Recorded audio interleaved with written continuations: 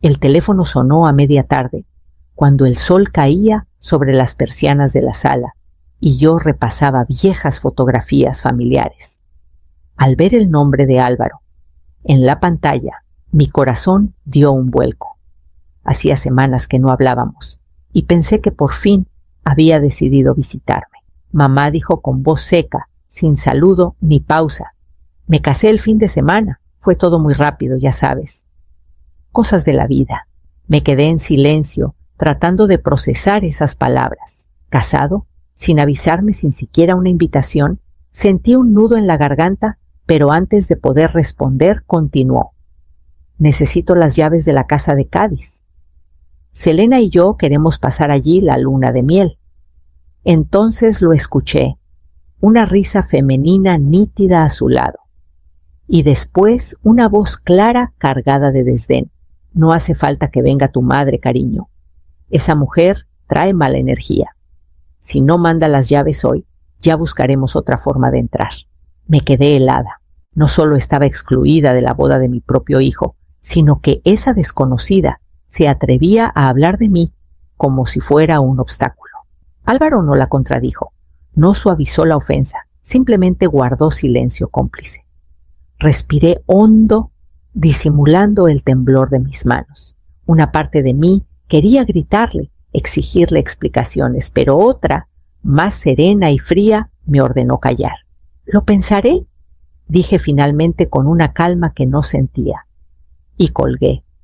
El eco de esa conversación quedó suspendido en la habitación como si el aire mismo se hubiera vuelto más pesado.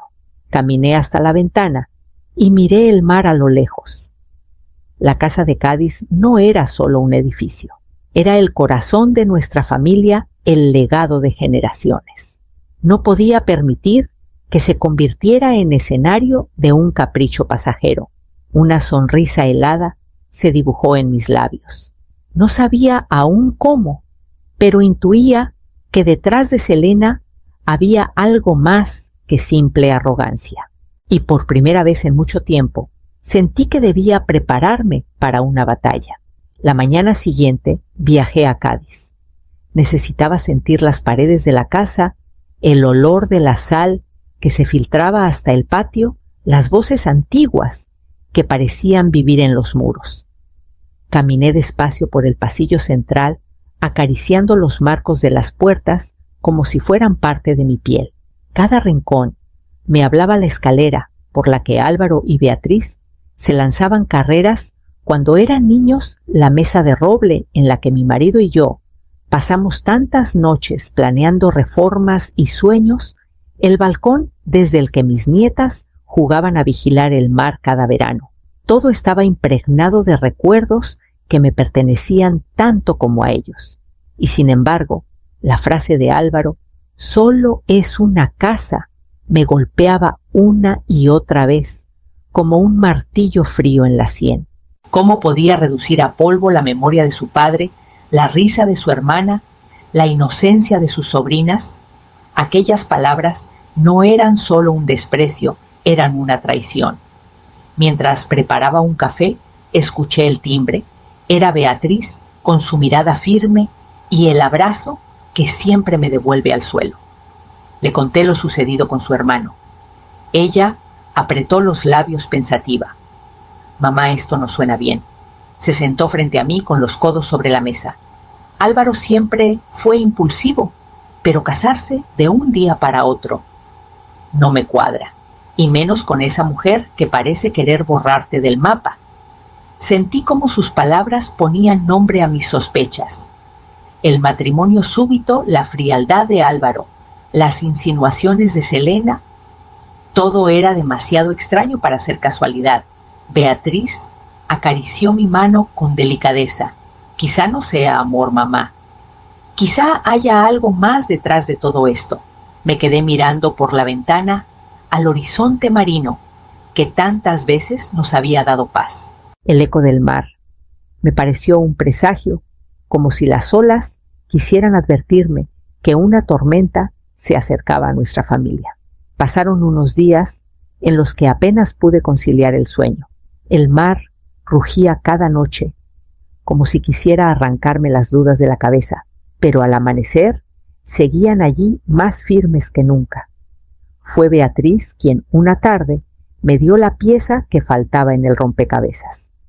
Mamá dijo con voz grave: después de colgar una llamada, he hablado con una colega de Sevilla. Me comentó algo inquietante sobre una mujer llamada Selena. Me quedé inmóvil. El nombre aún me sabía amargo.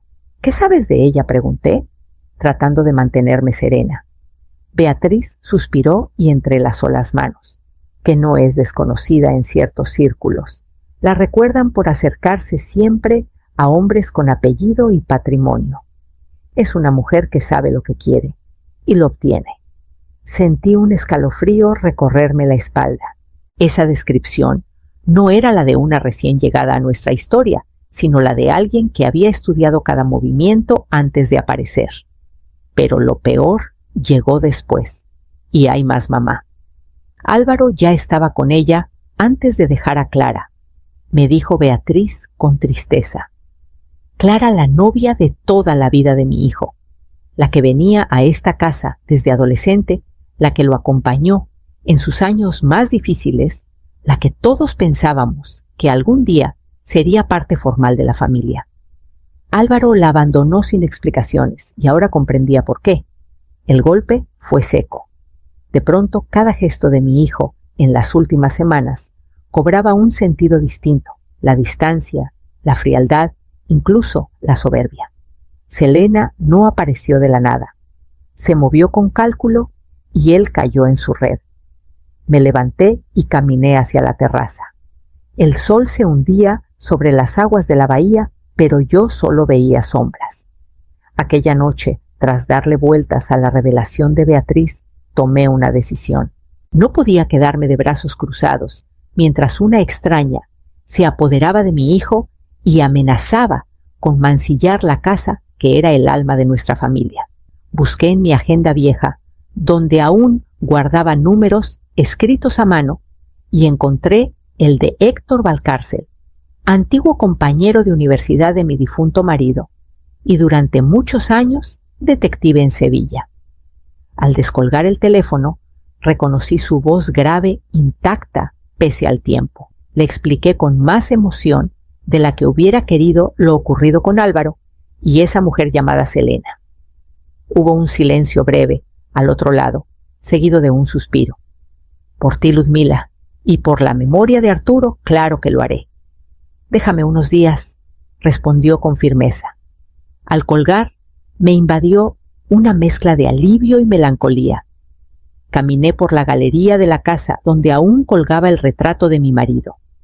Recordé su manera de mirar el horizonte desde el patio con esa serenidad que me contagiaba en los momentos más oscuros. Una frase suya resonó en mi memoria como si la hubiera pronunciado ayer.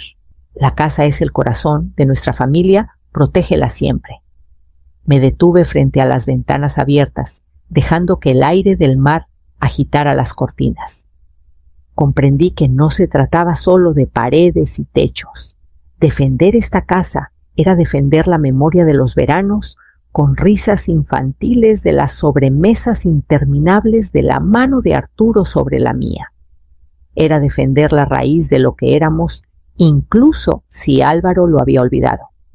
Respiré hondo, sintiendo que algo dentro de mí despertaba. Ya no era la madre herida que recibía insultos al otro lado de un teléfono. Ahora era la guardiana de un legado.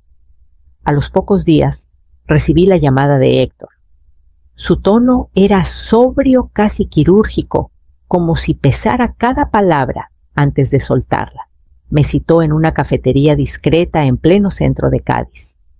Allí, con un sobre manila sobre la mesa, me miró con esos ojos grises que nunca olvidaban nada. Lo que voy a decirte no será fácil, Ludmila advirtió. Tu nuera no se llama Selena. Su nombre verdadero es Sara Molina. Nació en Sevilla en un barrio humilde y a los 18 años empezó a borrar todo rastro de su infancia. Papeles cambiados, amistades cortadas, incluso una mudanza repentina. Abrí el sobre con manos temblorosas. Entre las hojas había fotos, registros y testimonios. Era como si la mujer que había entrado en mi vida fuera una actriz que nunca dejó de interpretar. Hay más, añadió Héctor, inclinándose hacia mí. Meses antes de casarse con tu hijo, estuvo en un evento cultural aquí mismo en Cádiz. Preguntó con demasiado interés por el valor de las propiedades antiguas de la zona, en particular por la casa Ortega. Sentí que el aire se me escapaba del pecho. No era casualidad. Esa mujer había puesto los ojos en nuestro hogar antes incluso de conocer a Álvaro. Además, continuó Héctor hojeando las páginas, tuvo varias relaciones con hombres mayores y con poder económico. Siempre terminaba con algún beneficio material, un coche, una cuenta pagada, incluso un pequeño piso que revendió al poco tiempo. Cada línea del informe era un golpe más a la ilusión de que todo podía tratarse de un error. La imagen de Álvaro ciego y enamorado se mezclaba con la de Sara o Selena, planificando cada paso con precisión. Héctor me pasó la última hoja. Había una lista de nombres tachados, hombres que habían sido parte de su camino ascendente. No quedaba duda, Álvaro era simplemente el siguiente escalón. Cerré el sobre con un movimiento seco, conteniendo la rabia que me hervía por dentro. Mis sospechas se confirmaban. No era amor lo que movía a esa mujer, sino cálculo.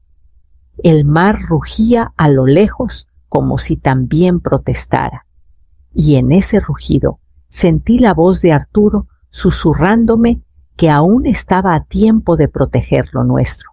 Tras leer el informe de Héctor, comprendí que no podía esperar a que la tormenta se desatara. Tenía que actuar antes de que Selena pusiera un pie en esta casa. Viajé a Madrid y pedí cita con Clara Mendizábal, la abogada de confianza que había trabajado con Arturo en sus últimos años. Era una mujer astuta, con una serenidad que inspiraba respeto. Nos sentamos frente a frente en su despacho, rodeadas de libros y carpetas con nombres de familias que habían intentado lo imposible por proteger su legado. Le expuse mi situación, cada detalle de lo que había descubierto, sin omitir la sombra que se cernía sobre Álvaro. Clara me escuchó sin interrumpir y cuando terminé, abrió una carpeta nueva. Podemos blindar la propiedad, Ludmila. Si lo deseas, la casa pasará directamente a tus nietas y ninguna generación intermedia podrá venderla o explotarla con fines comerciales. Será su refugio y nadie podrá tocarla. Asentí con un nudo en la garganta. Sentía a Arturo a mi lado, como si aprobara la decisión, pero añadí una idea más nacida de esa mezcla de rabia y prudencia que me quemaba por dentro. Quiero que incluyamos una cláusula secreta, dije. Si alguien intenta manipular legalmente la propiedad, quiero que automáticamente se transfiera a una fundación cultural, que se convierta en un espacio para Cádiz abierto al arte y la memoria. Clara levantó la vista sorprendida y sonrió con respeto. Será un candado perfecto. Nadie podrá apropiarse de lo que no le pertenece. Mientras firmaba los documentos, recordé la voz grave de Arturo la última vez que hablamos de la casa. No importa quién venga después de mí, Ludi.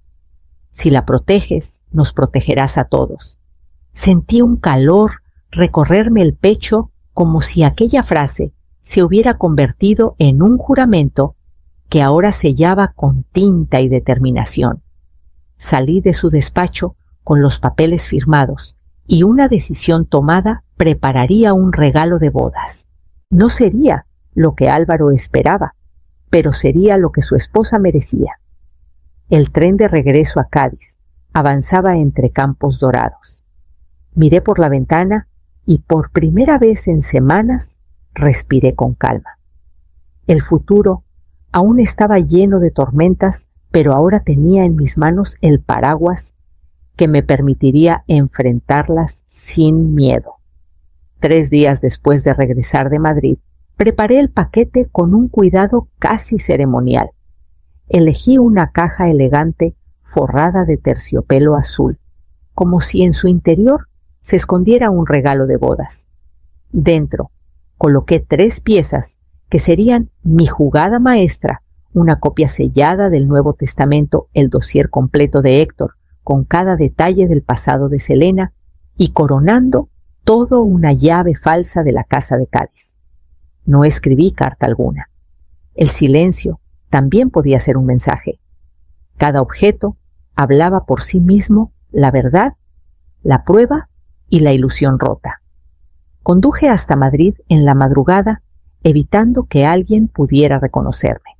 El loft de Álvaro estaba en una calle estrecha llena de fachadas modernas que contrastaban con mi recuerdo de él de niño jugando entre las bugambilias de nuestro patio. Dejé el paquete frente a la puerta y me alejé con pasos firmes sin volver la vista atrás. Mientras conducía de regreso, repasaba cada detalle en mi mente. Recordaba las palabras de mi difunto esposo: protege siempre esta casa, porque no es ladrillo, ni piedra, es memoria. Aquella frase me acompañaba como un faro en medio de la tormenta. No estaba actuando por capricho ni por rencor. Estaba defendiendo lo que él había confiado a mis manos. Esa misma tarde, ya en Cádiz, sonó mi teléfono. Era Álvaro, pero antes de que pudiera decir una palabra, oí un estruendo de gritos al fondo. La voz de Selena se imponía cargada de furia y reproches. ¿Me lo ocultaste? ¿Crees que soy una tonta? Tu madre nunca me aceptará y ahora resulta que ni la casa será nuestra. El timbre de su voz era agudo, casi desgarrador. Álvaro intentaba calmarla, pero cada palabra suya solo alimentaba más el incendio. ¿Qué es esto de tu Clara Mendizábal? ¿Qué testamento es este?, chillaba ella, golpeando algo que resonó en el auricular. Me quedé escuchando en silencio, con el corazón dividido entre la tristeza y una frialdad necesaria. La bomba había explotado justo como lo había planeado. Colgué sin intervenir. No necesitaba decir nada, ya lo habían descubierto por sí mismos. El veneno de la verdad haría el resto. Esa noche dormí con las ventanas abiertas, dejando que el mar me arrullara. Entre las olas, sentí que la casa respiraba conmigo intacta, protegida, como si también ella supiera que había resistido una batalla más. 2 días después, los portazos retumbaron en la casa de Cádiz como disparos. Abrí y allí estaba Selena, con los ojos encendidos de ira, vestida de blanco, como si aún quisiera recordarme que era la esposa legítima. Entró sin esperar invitación y empezó a gritar con una voz que helaba el aire. «Usted me quiere fuera, pero no podrá. Estoy embarazada de su hijo y esa casa será para nuestra familia». El golpe de sus palabras me atravesó como una lanza, pero algo en su mirada demasiado calculada me hizo contener la respuesta inmediata. La vi tocarse el vientre sin convicción, como quien ensaya un papel aprendido de memoria. «Si es verdad, enhorabuena», le dije con calma, ocultando la tormenta que se me agitaba dentro. «Pero lo mejor es que lo confirme un médico». Hice una llamada rápida a un viejo amigo de Arturo, el doctor Aranda, hombre discreto que había atendido a la familia durante años. Accedió a venir aquella misma tarde. Selena palideció un instante, aunque enseguida volvió a su actuación de indignación. Cuando el doctor terminó su revisión en la sala contigua, salió con gesto serio y me entregó un sobre cerrado. Lo abrí sin mirarla. Negativo. Ni rastro de embarazo. «Debe de haber un error», balbuceó ella temblando. «Seguro que es demasiado pronto». Pero ya no había rabia en su tono, solo un miedo mal disimulado. Se marchó con paso apresurado, dejando tras de sí un silencio espeso que olía a mentira rota. Horas más tarde, Álvaro me llamó. Su voz era dura, acusatoria, aunque percibí grietas en su firmeza. «Mamá, ¿por qué hiciste esto? ¿Por qué quieres destruir mi matrimonio?» No respondí de inmediato. Solo dejé que el eco de la verdad se filtrara entre nosotros. Su duda, era la semilla que algún día lo obligaría a mirar de frente a la mujer que había elegido. El mar golpeaba las rocas con furia, como si acompañara mi respiración contenida, preparando el terreno para lo que aún estaba por venir. No tardó en llegar la represalia. Una mañana, mientras revisaba el correo, mi teléfono comenzó a vibrar sin cesar. Eran mensajes de amigas vecinas, hasta de antiguos conocidos. Todos me preguntaban si había visto lo que circulaba en redes. Entré en internet y allí estaba Selena. Había lanzado una campaña venenosa, publicando fotos robadas de reuniones familiares, inventando historias sobre abusos de poder y secretos ocultos de los Ortega. En cada publicación aparecía mi nombre, acompañado de frases que buscaban manchar todo lo que había construido. La rabia me recorrió, pero no perdí la calma. Sabía que perder el control era darle la victoria.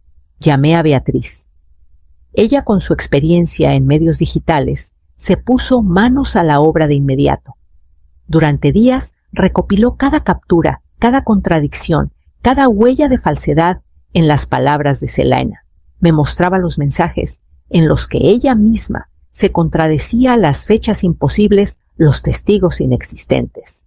Esto se desmonta, solo me aseguró, y yo confié. Cuando Beatriz publicó el informe en los mismos canales, fue como encender una luz en una habitación oscura. Los comentarios comenzaron a volverse en contra de Selena. La gente notaba la incoherencia, la manipulación. Lo que había querido usar para hundirme se volvió un espejo que reflejaba su propia ambición. Álvaro, mientras tanto, recibió llamadas y mensajes de conocidos. Viejos amigos, colegas de universidad, incluso primos, le advirtieron: lo que dice tu madre encaja con lo que todos vimos en la boda express y en la actitud de Selena. Me lo imaginé leyendo cada palabra, intentando mantener la lealtad hacia su esposa, pero enfrentándose a un rompecabezas cuyas piezas ya no podía ignorar. Yo, por mi parte, contemplé el mar desde la terraza aquella noche. El rumor de las olas era testigo de una batalla que ya no era solo mía, sino de toda la familia. El tiempo, con su manera silenciosa de curar, me regaló una calma inesperada. Meses después de aquella tormenta, la casa de Cádiz volvió a llenarse de voces, risas y aromas familiares. Celebraba mis 70 años, rodeada de quienes de verdad importaban. Beatriz me abrazó fuerte al llegar con esas lágrimas contenidas que delataban cuánto había temido perder todo.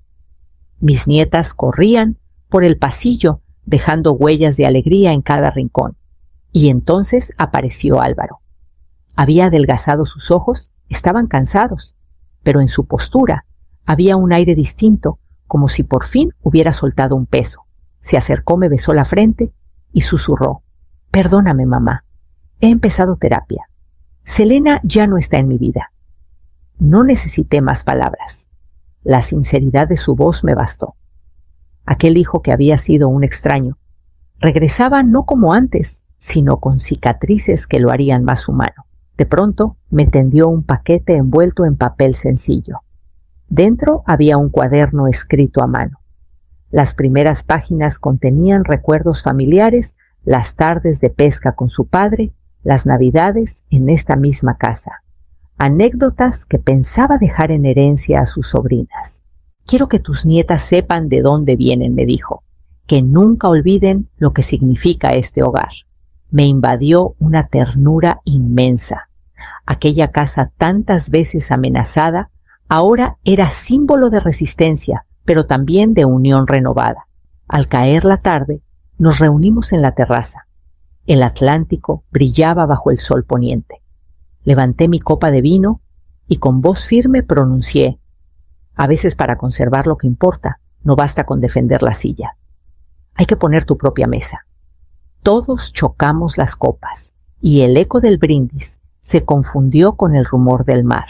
Mientras el viento acariciaba mis cabellos plateados, comprendí que las paredes